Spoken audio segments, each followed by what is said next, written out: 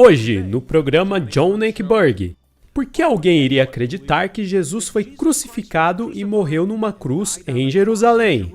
Foi sepultado numa tumba e depois ressuscitou dentre os mortos 3 dias depois. Talvez você se surpreenda ao saber que existem 4 fatos históricos que são aceitos pela maioria dos estudiosos do Novo Testamento hoje em dia que levam à conclusão de que Jesus realmente ressuscitou dos mortos. Quais são esses fatos? Hoje você vai descobrir nessa edição especial do John Eckberg Show. Oi, eu sou o John Eckberg, obrigado por se juntar a mim. Nosso tópico de hoje é daqueles importantes. Existem 4 fatos históricos que levam à conclusão que Jesus ressuscitou dos mortos. O convidado de hoje que irá nos dizer é o Dr. William Craig, PhD em Filosofia pela Universidade de Birmingham, na Inglaterra, e um doutorado em Teologia pela Universidade de Munique. Agora, a evidência histórica em torno da ressurreição de Jesus foi de tal interesse para ele que ele escreveu sua tese de doutorado sobre isso na Universidade de Munique. E o que ele descobriu sobre isso, ele disse que o chocou. E eu gostaria de saber o porquê. Tendo estudado o argumento cosmológico Kalam para o meu doutoramento filosófico, eu quis dar seguimento fazendo estudos de doutoramento na Alemanha, sob um dos teólogos alemães mais importantes do mundo, Wolfhard Pannenberg. E eu escrevi a minha tese de doutorado sobre a historicidade da ressurreição de Jesus. Agora, como um cristão, eu já cria na ressurreição de Jesus. Mas devo dizer, John, que como resultado do meu estudo, eu fiquei absolutamente espantado, realmente surpreendido, pelo fato de que os fatos que sustentam a inferência para a ressurreição de Jesus são hoje reconhecidos pela vasta maioria dos historiadores do Novo Testamento e que têm investigado o Jesus histórico. E isso me chocou. Estas não são as conclusões peculiares para os estudiosos conservadores ou estudiosos evangélicos, mas estas representam as opiniões da maioria do amplo espectro de eruditos do Novo Testamento de hoje, incluindo o pessoal que ensina em seminários e universidades não evangélicas e estudiosos não cristãos, tais como estudiosos judeus de hoje. Então, o fato fundamental que sustenta a inferência para a ressurreição de Jesus são bastante firmemente estabelecidos e reconhecidos pela maioria dos críticos do Novo Testamento. Sim, e você disse que há 4 fatos históricos que qualquer historiador sério que está por investigar este tema deve validar. E esses 4 fatos históricos são aceitos pela maioria dos estudiosos críticos de todas as matizes e gostos. Quais são esses 4 fatos históricos? Eles podem ser convenientemente agrupados nestes 4 cabeçalhos seguintes. Número 1. Que Jesus de Nazaré foi dado um enterro apropriado após a sua crucificação em um túmulo, por um membro do sinédrio judeu chamado José de Arimateia.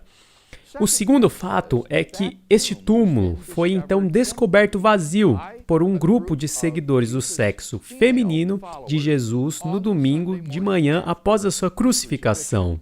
Em terceiro, é que vários indivíduos e grupos de pessoas, sob uma variedade de circunstâncias, em vários locais testemunharam aparições de Jesus vivo depois de sua morte. E finalmente, número 4, que os discípulos originais, de repente e sinceramente, passaram a crer que Deus ressuscitou Jesus dos mortos, apesar de terem toda a predisposição em contrário. Sim, tomemos o primeiro, o honrável sepultamento de Jesus. O sepultamento de Jesus é tão importante porque se o local da sepultura de Jesus era conhecido em Jerusalém, a ambos, judeus e cristãos, então é impossível que um movimento fundado sobre a crença na ressurreição de Jesus poderia surgir e florescer em Jerusalém em face de uma tumba contendo o seu cadáver. Assim, o sepultamento de Jesus é um passo muito importante na direção para a inferência de um túmulo vazio. E a maioria dos estudiosos reconhecem que o relato do sepultamento de Jesus é de fato histórico. Primeiro de tudo, isto é atestado em fontes primitivas independentes. Este é um dos critérios mais importantes que os historiadores usam para asseverar a historicidade de qualquer evento. Se um evento é atestado de forma independente em fontes antigas, então é muito menos provável que tenha sido feita, mas na verdade representa os fatos. E no caso do sepultamento de Jesus, temos múltiplas fontes primitivas para o fato do sepultamento na tumba. Primeiro seria a história da paixão de pré-Marcos, isto é, a história da semana final da vida de Jesus, que foi utilizada por Marcos em escrever o seu evangelho. Esta é uma das antigas fontes por trás do Novo Testamento e provavelmente remonta dentro de 10 anos após a morte de Jesus, para as testemunhas oculares. Uma segunda fonte mais antiga seria a tradição que Paulo passa em sua primeira carta à igreja de Corinto, na Grécia. Ali, Paulo recita esta fórmula que ele próprio recebeu e depois transferiu para os coríntios. E essa fórmula diz: Cristo morreu pelos nossos pecados de acordo com as Escrituras, e que foi sepultado, que ressuscitou no terceiro dia de acordo com as Escrituras. E ele apareceu a Cefas e depois aos 12. E a segunda linha dessa fórmula se refere ao sepultamento de Jesus. Esta fórmula, transmitida por Paulo, foi datada dentro dos primeiros 5 anos após a crucificação de Jesus. Assim, nós temos a certificação independente do sepultamento de Jesus em 2 das mais antigas fontes por trás do Novo Testamento, para não mencionar uma série de outras fontes, de modo que temos excelentes razões para crer que, de fato, Jesus foi sepultado no túmulo como a história da paixão pré-Marcos relaciona. Sim, deixe-me apenas parar aí para dizer que muitos dos nossos ouvintes podem achar isso interessante, ao ouvirem que os escritores dos evangelhos utilizaram fontes, mas Lucas realmente diz isso em seu prefácio. Ele examinou todas essas coisas antes de escrever. Ele reuniu a informação como um menino, fazendo um resumo, e ele usou diferentes fontes que ele pensou serem credíveis. E no caso de Lucas, foi testemunho ocular. Marcos vem junto. E os estudiosos podem dizer que este é um fluxo contínuo de informações. E Marcos utilizou essa antiga fonte. Os estudiosos podem documentar isso, e é sobre isso que você está falando. Sim, está certo, exatamente. Agora, uma segunda razão para pensar que a história do sepultamento é precisa é o critério do embaraço. Este critério afirma que se um incidente ou evento é desastroso ou embaraçoso para a igreja cristã primitiva, então é mais provável ser histórico. E a história do sepultamento por José de Arimateia passa por este critério. Jesus não foi enterrado por seus familiares ou por seus discípulos devotos. Ao invés disso, todos eles o abandonaram. Em vez disso, ele é sepultado por um membro do odiado Sinédrio, o tribunal judaico, todos os quais Marcos diz voltaram por condenar Jesus à cruz. Então, o sepultamento por José de Arimateia é muito provável historicamente, e altamente improvável os primeiros cristãos terem inventado uma história sobre um membro do Sinédrio dar a Jesus um sepultamento apropriado em um túmulo. Isso não tivesse de fato sido o caso. Então, eu acho isso incrível, porque nós realmente sabemos o nome do homem que foi responsável pelo sepultamento de Jesus de Nazaré. Isto é simplesmente surpreendente. John Robinson, professor de estudos do Novo Testamento na Universidade de Cambridge e alguém muito longe de ser conservador ou evangélico, resume por dizer que o sepultamento de Jesus no túmulo é um dos fatos mais antigos e mais bem atestados sobre Jesus. Ok, então vamos voltar para as mulheres. Qual é o fato que está registrado que as mulheres encontraram o túmulo vazio? Por que os estudiosos críticos acham que este fato aponta para a credibilidade histórica do túmulo vazio? Este é um dos melhores exemplos do critério do embaraço. Lembre-se que o critério do embaraço diz que se um fato ou incidente embaraçoso ou desagradável para o movimento cristão é improvável ter sido inventado por eles. A descoberta da tumba vazia pelas mulheres é um tal fato. Na primeira sociedade judaica do século, o testemunho de mulheres era considerado tão sem valor que eles não davam crédito. E o historiador judeu Joséfo realmente diz que o testemunho das mulheres não deve sequer ser admitido em tribunal por causa da levianidade e impetuosidade do seu sexo. Assim, as mulheres testemunhas nada valiam. Em segundo lugar, isso também demonstra como os discípulos tinham abandonado Jesus. Qualquer relato lendário, posterior, Pedro e João haveriam de descobrir o túmulo vazio, não as mulheres cujo testemunho era inútil. Então, o fato de que as mulheres é que foram as descobridoras e principais testemunhas para o fato do túmulo vazio é melhor explicado pelo fato de que, queira ou não queira, elas foram as descobridoras do túmulo vazio. E os escritores do Evangelho registraram o que para eles foi um fato bastante incômodo. Você diz que outra indicação da credibilidade do relato do túmulo vazio é o fato de que os próprios inimigos dos primeiros discípulos pressupõem o túmulo vazio. Do que você está falando? Eu estou falando do fato sobre o esforço no capítulo 28 do Evangelho de Mateus para refutar a resposta daqueles judeus da anunciação dos discípulos sobre a ressurreição de Jesus. O que aqueles judeus estavam dizendo em resposta ao anúncio dos discípulos? Ele ressuscitou dentre os mortos. Estariam eles dizendo, seu corpo ainda está lá, no túmulo, no jardim. Ou, esses homens estão embriagados com vinho novo. Não, eles estavam dizendo, os discípulos vieram de noite e roubaram o corpo. Agora, pense sobre isso por um minuto. Os discípulos vieram à noite e roubaram seu corpo. A resposta daqueles judeus farisaicos para a anunciação da ressurreição era por si só uma tentativa de explicar por que o corpo estava faltando.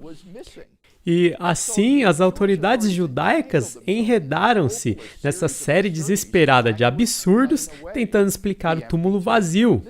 Esta é uma evidência para a historicidade da tumba vazia, que é absolutamente fantástica porque ela não vem do movimento dos primeiros cristãos, mas dos próprios inimigos dos cristãos, que eles mesmos atestaram o fato de que o corpo havia desaparecido. Fantástico, vamos para o fato número 3. Você diz que o terceiro fato histórico aceito pela maioria dos estudiosos críticos é que em várias ocasiões, em várias circunstâncias, diferentes indivíduos e grupos de pessoas experimentaram aparições de Jesus vivo dos mortos. É surpreendente que os estudiosos críticos concordam com este fato. E esse é um fato, John, que eu acho que praticamente 100% dos historiadores críticos reconhecem. Eu não posso pensar de algum que nega o fato dessas experiências pós-morte de ver Jesus vivo.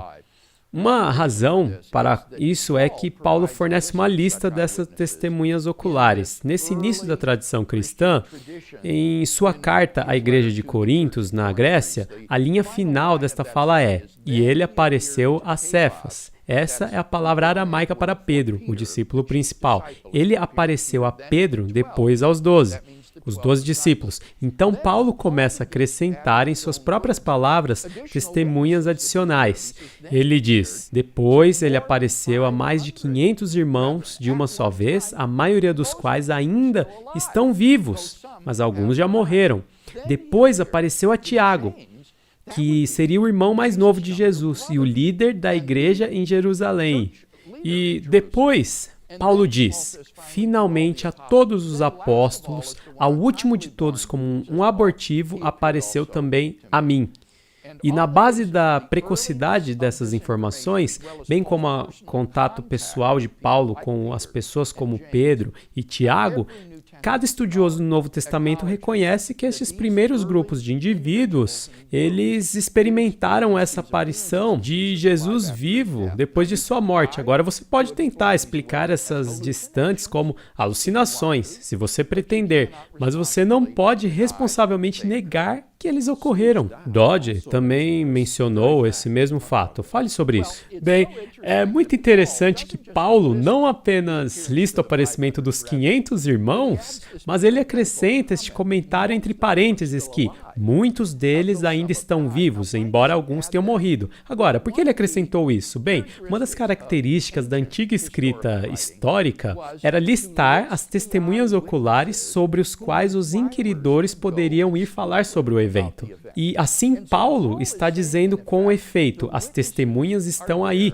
para serem questionadas. Paulo sabia que essas testemunhas ainda estavam por lá. E você pode dizer que essa não é só uma especulação de sua parte, porque ele estava ciente do que alguns tinham morrido, e ele cita isso, mas os outros ainda estavam e poderiam ser interrogados e alguém que quisesse falar com eles sobre o que tinham visto. Bill, fale sobre o Tiago, o irmão mais novo de Jesus. Por que ele é tão importante para os estudiosos do qual ele é parte dessa lista? Isso é tão notável, John, que nesta lista de aparências, ele inclui Tiago, o irmão mais novo de Jesus. Isso é notável porque nem Tiago, nem nenhum dos outros irmãos de Jesus aparentemente creram nele durante sua vida. Eles não achavam que ele era o Messias, eles não pensaram que ele era um profeta, eles nem pensaram que ele era alguém especial. Na verdade, existem algumas histórias nos evangelhos que sugerem que eles pensavam que Jesus estava louco. E ainda no livro de Atos, de repente, a família de Jesus transforma-se no aposento superior na adoração com os outros cristãos. E eventualmente Tiago emerge como um dos líderes da igreja do Novo Testamento. Ele eventualmente se torna o sênior da igreja em Jerusalém. E isso é tudo o que ouvimos sobre Tiago no Novo Testamento, mas a partir de Joséfo, o historiador judeu, aprendemos que Tiago foi martirizado por a sua fé em meio aos anos 60 depois de Cristo, durante um lapso no governo civil, quando o Sinédrio ilegalmente o apedrejou até a morte. Agora, pense nisso. O que poderia causar a Tiago, pensando de um incrédulo e cético sobre o seu irmão mais velho, ele ser disposto a morrer por sua crença em Jesus como Messias? A crucificação de Jesus só iria confirmar na mente de Tiago que seu irmão mais velho era um enganador. Pode haver qualquer dúvida de que o motivo para essa transformação em Tiago é o que Paulo diz. Depois ele apareceu a Tiago. Agora, a maioria de todos os irmãos, o que seria preciso para você crer que o seu irmão é o Senhor? De modo que você estaria pronto para morrer por essa fé. Poderia haver qualquer dúvida de que essa transformação em Tiago é devido ao fato de que ele experimentou a aparição de Jesus ressuscitado dos mortos? O quarto fato histórico de que qualquer hipótese histórica crítica tende a explicar quanto à fé em Jesus é este: a própria origem da fé dos discípulos, em que Deus ressuscitou Jesus de Nazaré dos mortos. O que você quer dizer? É um dado histórico indiscutível, novamente reconhecido por todos os historiadores do Novo Testamento, que os primeiros seguidores de Jesus, sinceramente e de repente, passaram a crer que Deus ressuscitou Jesus dos mortos. Agora, como você explica a origem dessa fé extraordinária? Como?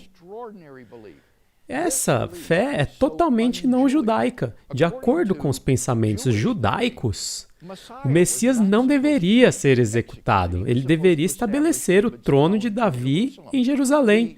A crucificação de Jesus foi uma catástrofe para esses primeiros discípulos. Seria impossível para eles continuarem a crer que Jesus era o Messias, confrontados com a sua crucificação e sepultamento no túmulo.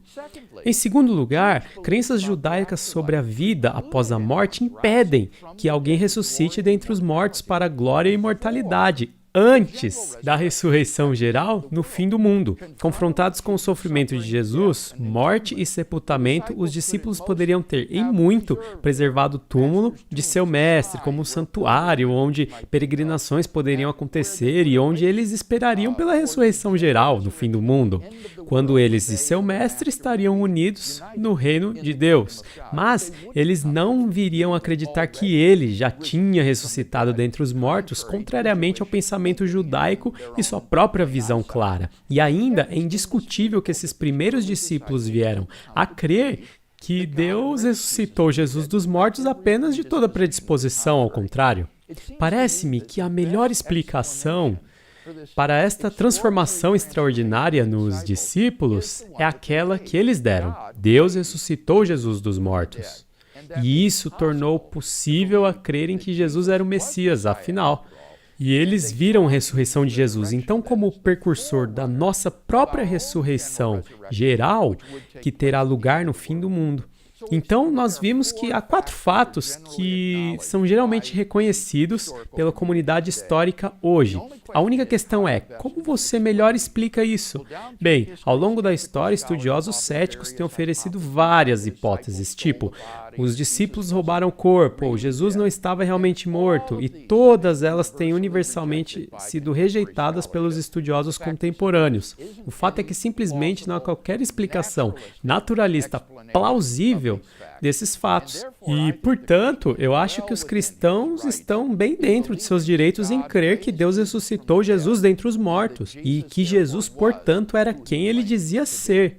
Nós vimos que a crucificação de Jesus foi instigada por suas reivindicações blasfemas por ser o Messias e o Filho de Deus e o Filho do Homem. Se este homem foi levantado por Deus dos mortos, então Deus publica e inequivocadamente justificou essas alegações supostamente blasfemas pelas quais ele foi crucificado. Portanto, essa ressurreição de Jesus é a divina aprovação de Deus justificando quem Jesus realmente era.